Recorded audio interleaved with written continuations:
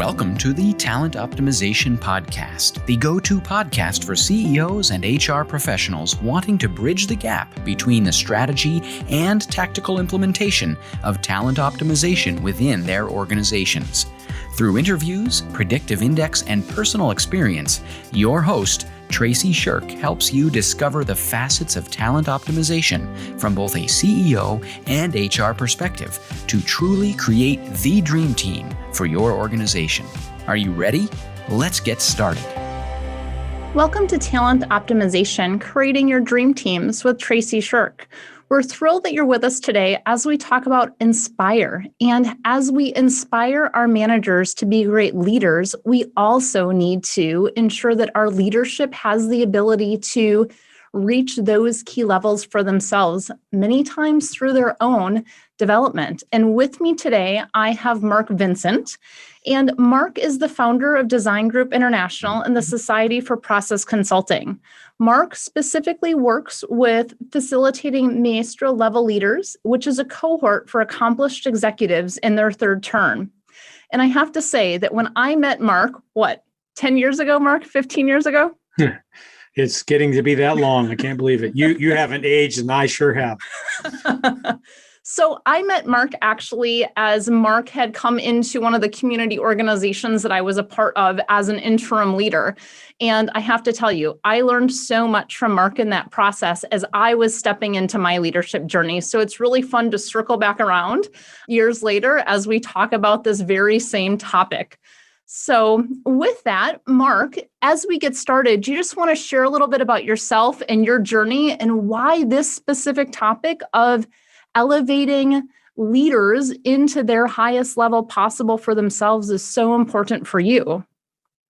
Yeah, I'll certainly try. My background has a combination of nonprofit and very specifically ministry-related organizations, and then some very specific training and experience in organizational development that has been playing out internationally. It has touched on manufacturing, on business space, and all kinds of other business, including retail and leisure and all that. And then over into more public service organizations, whether it's healthcare or higher ed. And the reason why it's been so broad is that we've been focusing on how you manage complex decisions when you got a variety of audiences that may not even be in agreement, may not even feel like they need to get along, yet somehow what will proceed will affect all of them. And so digging down into that, just had a lot of experiences working a soup to nuts in organizations and wherever they are in their own maturity cycle. And along the way, the key insight I think I've gained, where I've really tried to drive some expertise, is that there is an intersection between the capacity of the leader, especially the top leadership of the organization, the C-suite and the board. But if you've got this executive director or the CEO or this company president, their capacity and the organizational capacity, there's an intersection. If the leader's not growing, it's tough to grow the organization. If the organization's growing, it's tough for it to be sustained if the leader themselves is getting in over their head in some fashion. So their growth, their capacity to be better as an organization has more demands placed on it and so forth is a significant occurrence, a significant need to address. So with that in mind, began to do a lot of work around how does the executive leader develop. There's a lot about human development. There's a lot about leadership development. There's certainly a lot about organizational development. But the intersection between the two, not so much. This executive leader who is moving larger and deeper, especially as they move into this place where they know they're going to be handing it off and being prepared to do that in such a way that a successor really can succeed without value being destroyed. That just became a real passion to see people thrive at the end too, so that people coming after them could also thrive. And so that's just where I've been spending a lot of time and trying to learn more and to be more helpful. I hope that gets to the question you were asking me, because I get excited about this stuff and just start taking off. Yeah, absolutely. It definitely answers that question. And One of the key things that you hit on was really the culture of the organization, right? You talked a lot about, hey, as the organization is growing, the leader has to grow. And as the leader is growing, the organization has to grow. And let's face it, we have some organizations that don't have personal professional development built in and some that do. And that's something that I think is so key as we look at, bringing leaders in and having them raised for the organization, is that it has to be a fit for something that they want and that the organization wants as well.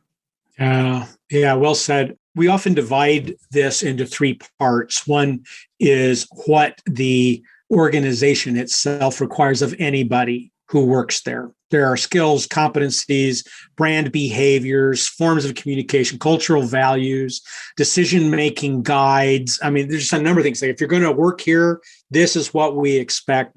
And some are very robust about it, very actually winsome at how they help people come along. And some really have not evolved to that. But there is that level of development. Like, what does anybody need to know, top to bottom of the organization?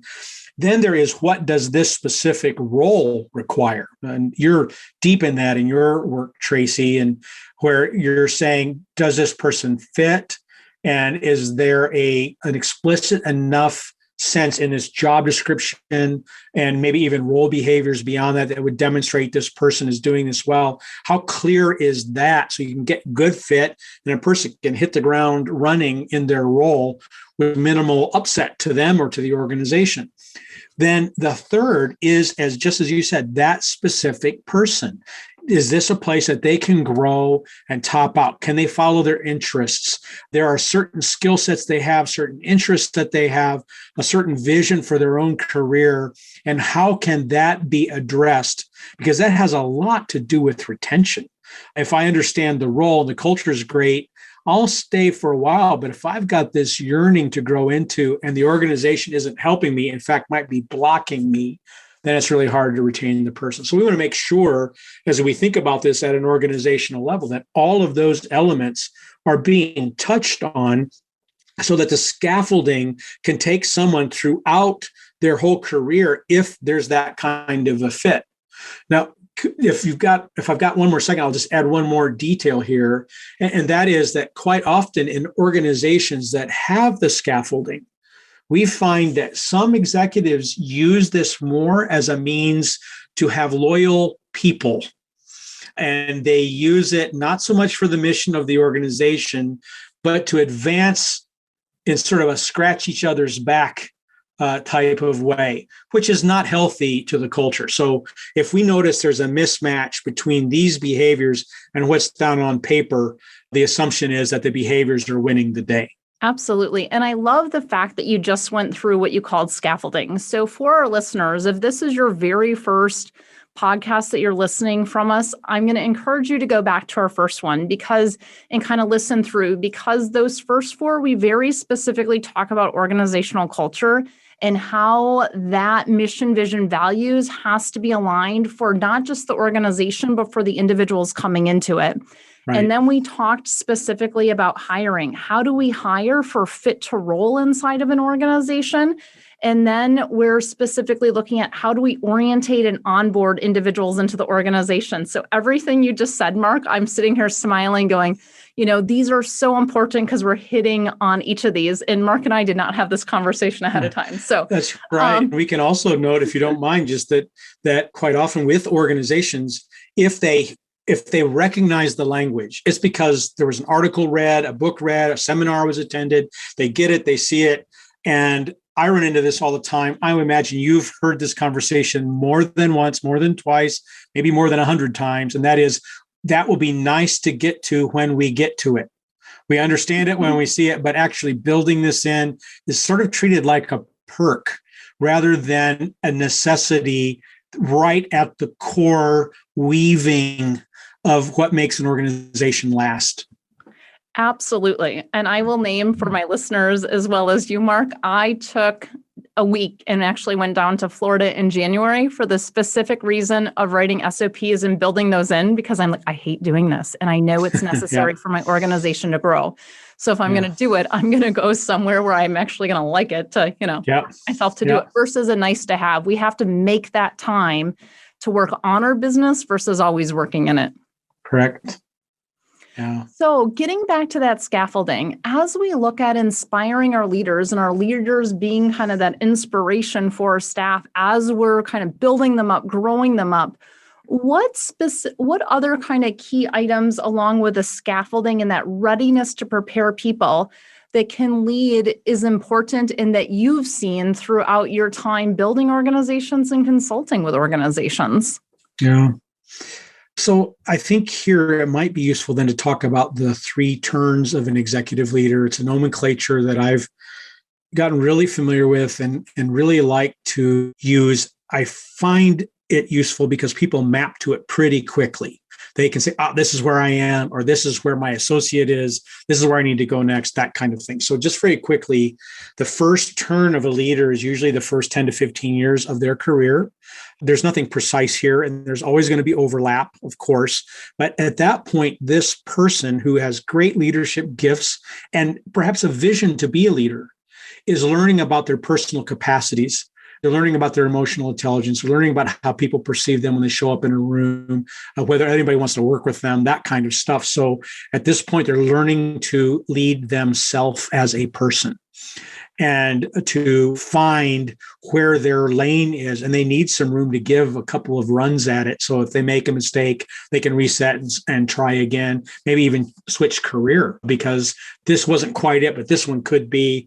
And there just has to be a lot of room there. But if a person really grows well and starts to be recognized for the capacities that they've engaged and the accomplishments that they've completed, then somewhere along the way, if they're rising as a leader, if they have the ambition for it, if that's how they see it and others see them, they could be invited to not just run a department, but to run an organization, to move into that C-suite, to be the division head, to take on this executive director of a nonprofit, whatever it might be. But now will you run this? And at that point, it's not just about how intelligent am I or how much can I do? And look at this accomplishment, look at my padded resume. It becomes much more about, can I lead this organization? And can I lead the people in this organization? And so instead of this vertical rise in talent through marketing or through sales or through research and development, I am now responsible for the horizontal set of cylinders, or what we sometimes call silos, all the way across the organization, the areas where I don't even have expertise, but I still have to lead people. And I am responsible for how all this stuff works together. To do that, I must be a learner. I cannot trade off of the fact that I learned really well and have some expertise. So let's say I maybe even had a cross-disciplinary background. I was in sales and I was in finance, which is a rare combination, but folks are out there that have that.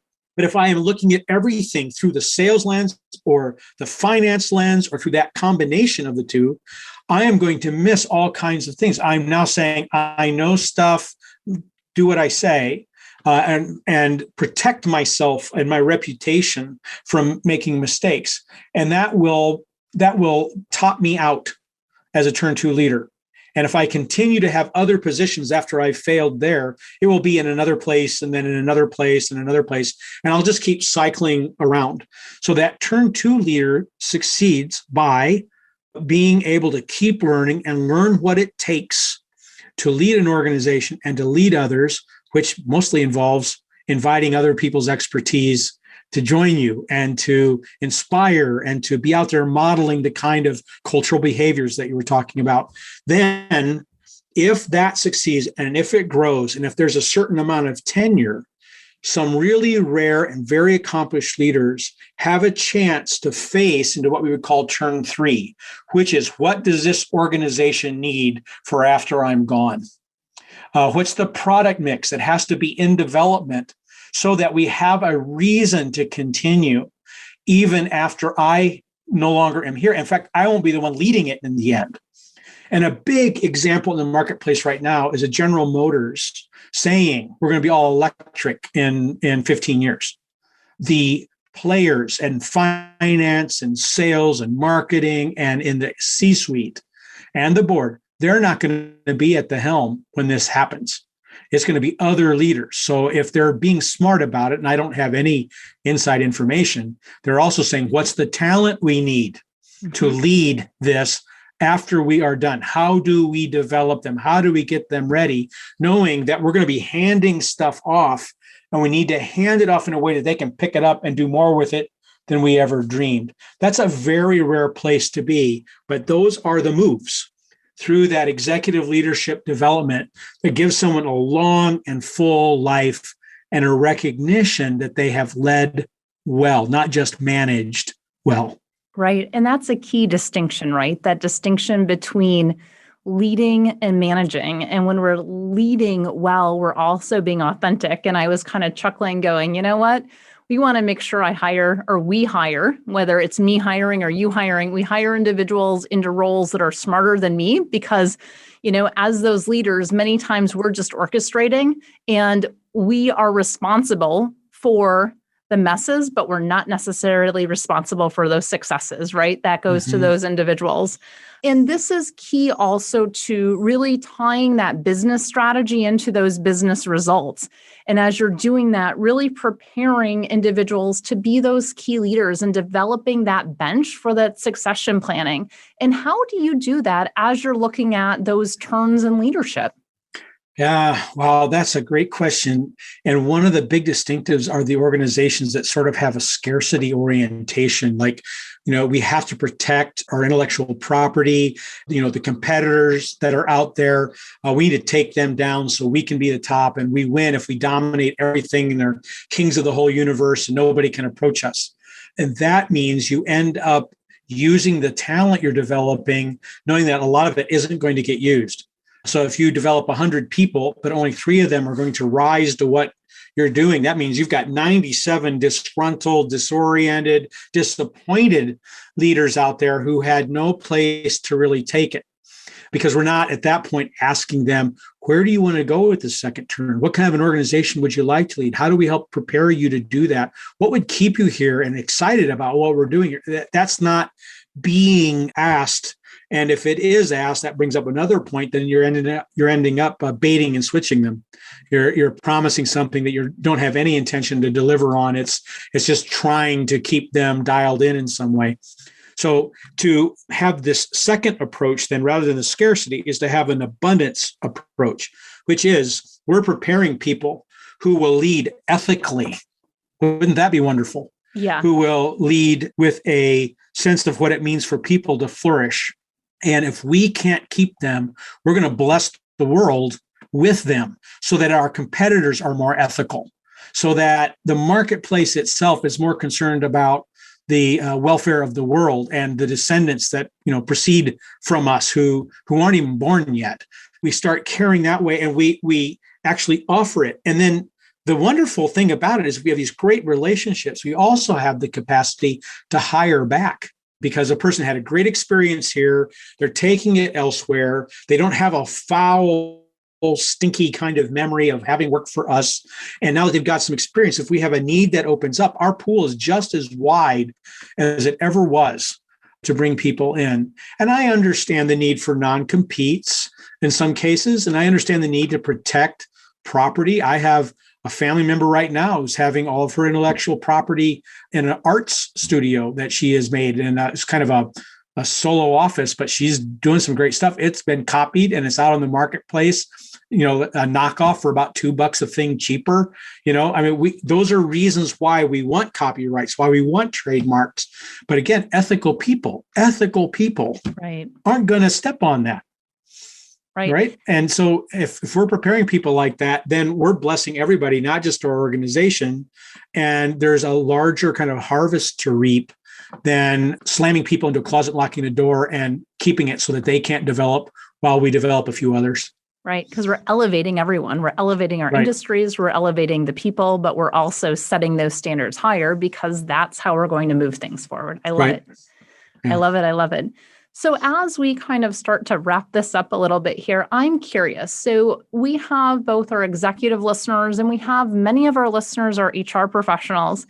And as we've had this conversation today, we've really been geared towards the executives in our organizations. But I'm curious, what's one key actionable takeaway that our HR professionals listening can take and go, I can weave that into what I do every day?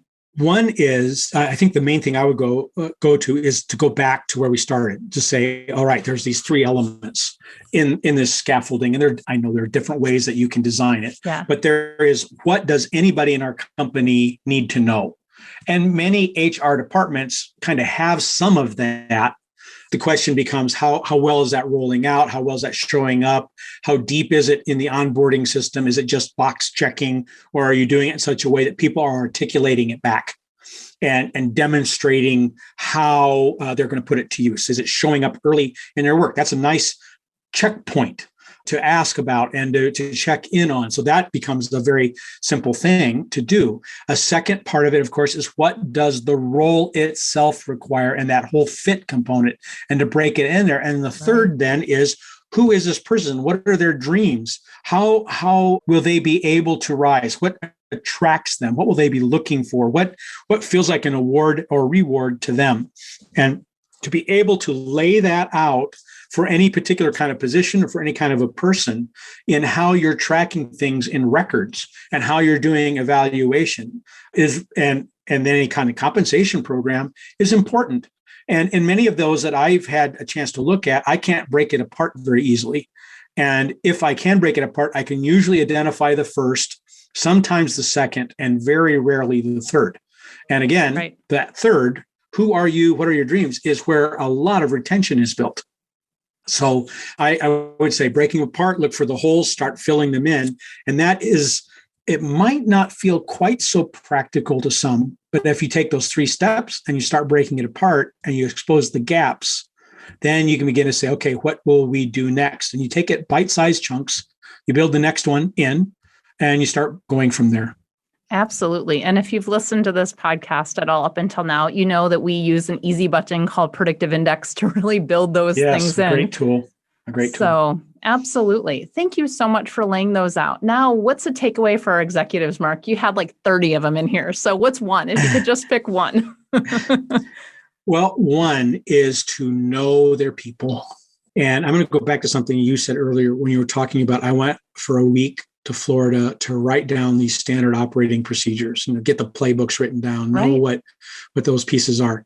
So some of the work I've done and some of the research I've done has demonstrated repeatedly, there are a number of studies on this, that anywhere from 1/3 to 2/3 time of a C-suite executive has to be spent in higher order thinking.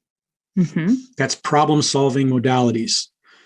It disappears very quickly to email, to meetings, to reports, to other things that quite often that executive is letting themselves be given to them because you get tactile feedback. It's, I can say I knocked out these 20 emails, great, but it didn't necessarily develop the long-term future value of the organization for which that C-suite executive is responsible in a way that nobody else is.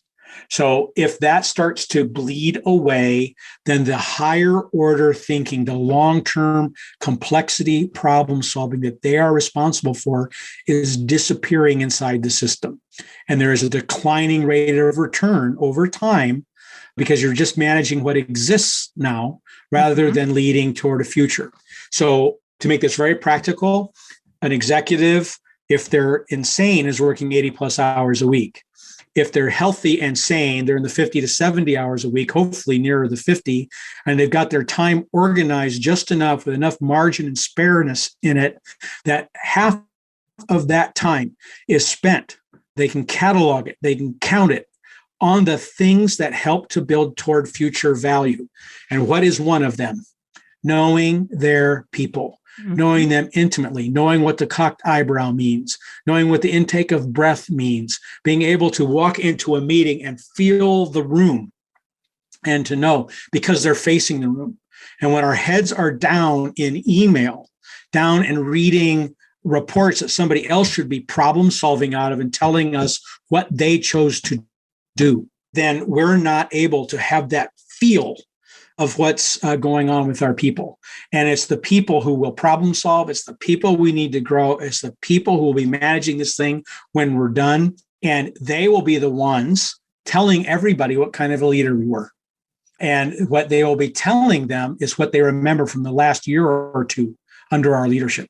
Right. So that getting that straight, budgeting time for problem solving, managing complexity, working toward future value, building that right into the centerpiece of the job description of that senior executive is a critical and very practical step. Yeah, absolutely. Having that specific time set aside and saying, hey, here's the outcomes that we're going to reach. So we're always driving towards that and ensuring that those people are front and center in it. Right. One of the key takeaways from Matt Pepsel, who is a VP at Predictive Index, was for those leaders and organizations to say, listen, people's not a box for HR, it's leadership, and every single one of us have to be driving towards that. And for CEOs at the highest level and executives, you have to take care of your people and understand what's going on with them. And we could add that HR leader, if they want to grow, then, and I'm sure this is a theme we're touching on repeatedly, Tracy, but they have to get strategic. Absolutely. Otherwise, they're just administrating, and it doesn't matter what their title is. If they're directing, they have to be strategic. They have to be able to reflect their choices, all of that in light of the mission, vision, values, all this stuff that you've been promoting in this podcast. And we just keep running into people who just see it as a box checking thing. Correct. Or I run into this one when sometimes I'm an HR director. I'm functioning administratively, but I'm sounding like I'm strategic. I'm sounding like I'm the big cheese. And so all I'm doing now is just playing enforcer rather than problem solver. And that's not a healthy thing for the organization. Not at all. Not at all.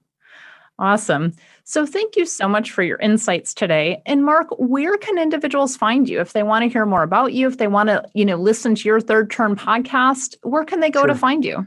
I'll just give two websites and they all kind of point to different things, but maestrolevelleaders.com is a place you can just contact me, see a little bit about what that is. And I'm happy to talk with anybody.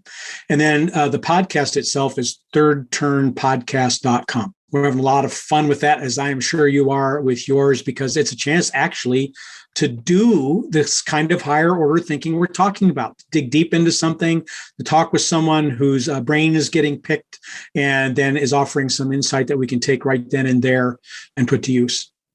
Awesome. And then we will have those links in our show notes. And there is also some information that Mark has available that's specifically for, accomplished executives, and that free download that he has for the 3 turns of the executive leader that really go into what you talked about today. So that's something that if you were interested in that, make sure you go ahead and pull that. So any last item things that you want to add, Mark, as we leave? I'll only say that this has been a pleasure, Tracy, and I really believe in the work that you are doing, probably because we had that chance to meet a number of years back, and I've had a chance to watch your passion develop, your career develop, and anybody who's following along with you is going to get good stuff. Thank you so much. And if you haven't yet subscribed to our podcast, please go ahead and do that on the channels that you're following. And join us next week as we continue on our journey through talent optimization. Thanks so much and have a great rest of your day. Thank you for joining us on this episode of the Talent Optimization Podcast. You'll find more tools and resources for CEOs and HR professionals looking to bridge the strategies versus implementation gap of talent optimization at elevatedtalentconsulting.com. We've also created a free, valuable resource for you to begin bridging the gap called the Talent Optimization Foundation Membership Program. You can access it for free at elevatedtalentconsulting.com/foundation. Be sure to tune in next week for another episode to learn more about talent optimization and creating a dream team for your organization.